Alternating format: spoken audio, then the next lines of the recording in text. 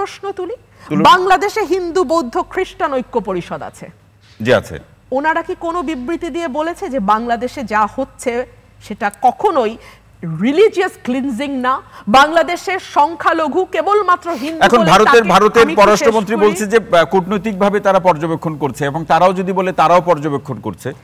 ওনারা যদি আজকে, আমি 10 জন হিন্দু নাগরিক একটি চমৎকার বিবৃতি দিয়েছে, সেখানে তারা বলেছে ভারত তার যে রাজনীতি, হিন্দুত্ববাদের রাজনীতি, বিজেপির রাজনীতি, যেটা ধীরে ধীরে কংগ্রেস এবং তৃণমূল কংগ্রেসকেও গ্রাস করতে যাচ্ছে বলে কেউ কেউ মনে করে, সেই হিন্দুত্ববাদী রাজনীতিকে টিকিয়ে রাখবার জন্য বাংলাদেশকে স্রেফ একটা ভোটের কার্ড হিসেবে ব্যবহার করেছে, নাথিং মোর দ্যান দ্যাট। 10 জন ইন্ডিভিজুয়াল নাগরিক যদি এ কথা দাঁড়িয়ে বলতে পারে, কেন হিন্দু বৌদ্ধ খ্রিস্টান ঐক্য পরিষদ কিংবা এই ধরনের যেই সংখ্যালঘুদের জোট বা মানে ইয়েটা আছে, অর্গানাইজেশন গুলো আছে, তারা কেন একযোগে আওয়াজ তুলছে না? বাংলাদেশ কি মনে হয় বোধোদয় আসবে?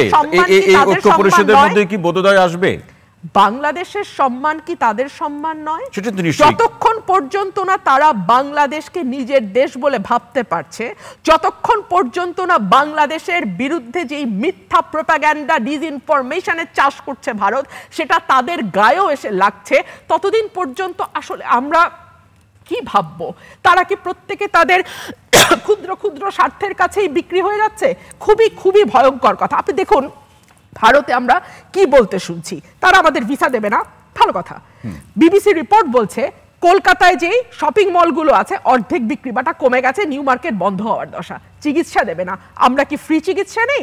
আমাদের বহু ভালো ভালো দেশ আছে যেখানে গিয়ে আমরা চিকিৎসা নিতে পারবো। ভাই, পয়সা গাটের পয়সা খরচ করি তো চিকিৎসা নেই। ভারত দেবে না, আর কোনো দেশ দেবে? ভারত বলছে যে তারা আমাদেরকে এই দেবে না, সেই দেবে না, পেঁয়াজ দেবে না, কি বলে স্থলবন্দর বন্ধ করে দেবে। বন্ধ করে দেখ, পেঁয়াজ আমরা অন্য কোনো দেশ থেকে আনবো। দেখুন, ভারতের ভাব দেখলে মনে হয় বিনা পয়সায় তারা পেঁয়াজ দেয়, বিনা পয়সায় তারা চিকিৎসা করায়, বিনা পয়সায় আমরা গিয়ে তাদের দোকান থেকে জিনিসপত্র নিয়ে আসি। বিষয়টা তেমন না। অবশ্যই সেটি, কিন্তু আবার আমাদের দেশের জনগণের মধ্যে, আমাদের দেশের রুমিন ফারহান, আমাদের দেশের জনগণের মধ্যে একটি অংশ তো আসলে ভাবে যে অন্য দেশ থেকে আমি পেঁয়াজ আনলাম, সেই পেঁয়াজে ঝাঁজ থাকবে কিনা। হ্যাঁ, সেটা তো ভাবতেই পারে, কিন্তু এই ভাবনাটাও বন্ধ করবে যখন আমরা সত্যিকার অর্থেই আমদানি শুরু করব এবং মানুষ নিজেই দেখবে। আর সবচেয়ে বড় কথা হচ্ছে, কোনো একক দেশের উপর ডিপেন্ডেন্সি কেবলমাত্র নিজের জন্য বিপর্যয় ডেকে আনে। কোনো বিষয়ে কোনো একক দেশের উপর ডিপেন্ডেন্সি ঠিক নয়। দেখুন, আমরা গত কয়েক বছরে কি দেখেছি? আমরা দেখেছি বর্ডার কিলিং, যেটা আমি বললাম, আমরা দেখেছি তিস্তার পানি, যেটা নিয়ে বারবার কথা বলা হয়েছে এবং সরকার একেবারে নতজানু নীতি নিয়ে উল্টা ফেনী নদীর পানি ভারতকে দিয়ে এসছে। আমরা দেখেছি রেল, সড়ক, নৌ সব ট্রানজিট ভারতকে দেওয়া হয়েছে এবং নামমাত্র মূল্যে।